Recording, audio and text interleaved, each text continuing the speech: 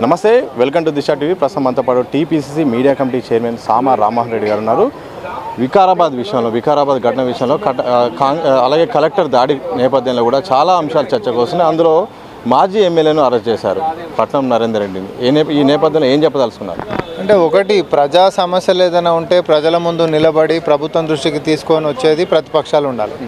అట్లాంటి సంఘటనలు ఉండలేవు కాబట్టి కొత్త పంచాయతీలు పెట్టి అమాయకులను బలిపశువులను చేసుకుంటా ఈరోజు రాజకీయ పబ్బం గడుపుకోవాలని చెప్పి అందుకు గాను అది కూడా సొంత ముఖ్యమంత్రి గారి నియోజకవర్గంలో ఒక అలజడిని రేకెత్తించి అధికారుల మీద దాడికి కుట్ర పన్ని తద్వారా సొంత నియోజకవర్గంలోనే ఏదో వ్యతిరేకత ఉంది అనేటటువంటి ఒక తప్పుడు సందేశాన్ని రాష్ట్ర వ్యాప్తంగా కూడా తీసుకొని పోయాలనేటటువంటి ఒక కుట్ర చేసిర్రు. అది భగ్నమైంది. దాని వెనకాల ఉంటున్నటువంటి వాళ్ళు దొరికిర్రు. సురేష్ అనేటోడోడు, ఆయనతో మాట్లాడినటువంటి వాడోడు, పైకెంచి ఈరోజు పోయి పెద్ద పెద్ద పలుకులు మాట్లాడుతున్నాడు, అందరు బయటకు వచ్చేది ఉంది. దాంట్లో భాగంగానే ఏ ఆధారంతో మీరు కాన్స్పిరసీ జరిగిందని చెప్తున్నారు? కాన్స్పిరసీ విచారణ చేసి అరెస్ట్లే అవుతారు కదా. ఈరోజు పట్నం నరేందర్ రెడ్డి దేనికోసం అరెస్ట్ అయ్యాడు? సురేష్ అనేటోడు చేసింది కల్లారా కనిపించింది. కలెక్టర్ ఒక దగ్గర ఉంటే ఇడిదాకా రాలేరని చెప్పి ప్రజల నాడికి తీసుకొని పోయి దాడికి ముందే పురుగొల్పించి ముందే నేర్పించేసి కార్లు అద్దాలు మనుషుల్ని ఇష్టం వచ్చినట్టు కట్టెలతో రాళ్లతో కొడితే ఎవడు కుట్టాడు? సాధారణంగా తెలంగాణ ప్రజానీకంలో చైతన్యం ఎక్కువ.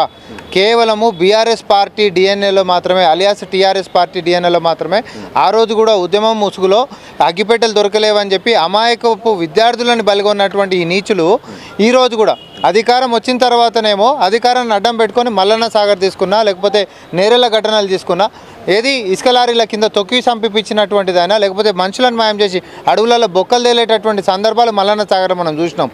అసంటి దుర్మార్గులు ఈరోజు మళ్ళీ అధికారం పోయింది కాబట్టి సామాన్యులను బలిపశువులు చేయడానికి అధికారుల మీద దాడులు చేపిస్తూ ఉన్నారు. ఎవడు నష్టపోతాడు?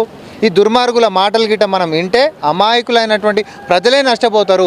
బీఆర్ఎస్ నాయకులు ఇచ్చేటటువంటి ఏ పిలుపుకి మనం మీద ముందుకు పోయినా కూడా వాళ్ళ యొక్క కుట్రకోణం మాత్రమే ఉంటుంది కాబట్టి, వాళ్ళ యొక్క రాజకీయ స్వార్థం గురించి మాత్రమే పనులు చేస్తారు కాబట్టి తస్మాత్ జాగ్రత్తగా ప్రజలు ఉండాల్సిందిగా కాంగ్రెస్ పార్టీ వేడుకుంటుంది. మీరు పెట్టిన పోస్టు ఇప్పుడు సోషల్ మీడియాలో వైరల్ అవుతుంది. బీఆర్ఎస్ వాళ్ళు ప్రధానంగా ఆరోపిస్తున్నది పోలీసులు చేయాల్సిన విచారణ కాంగ్రెస్ పార్టీ నేతలు చేస్తున్నారు. దీనికి సంబంధించిన డీటెయిల్స్ కూడా మీరే ముందు ఎట్లా ప్రకటిస్తారని కూడా మిమ్మల్ని టార్గెట్ చేస్తూ పోస్టు వైరల్ అవుతుంది. ఇప్పుడు పోస్టులు మేము పెట్టినాము.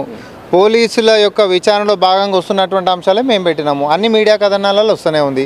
అన్ని మీడియా కథనాలలో వచ్చేటటువంటిదే మేము పెట్టినాము. మేము పెట్టింది గిట్ట ఏదైనా జరగందుందా?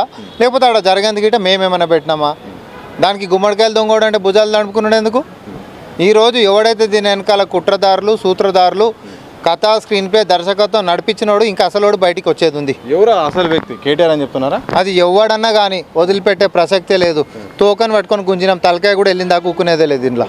మొత్తంగా ఇది సామా రామ్మోహన్ రెడ్డి స్పష్టం చేసిన సందర్భం.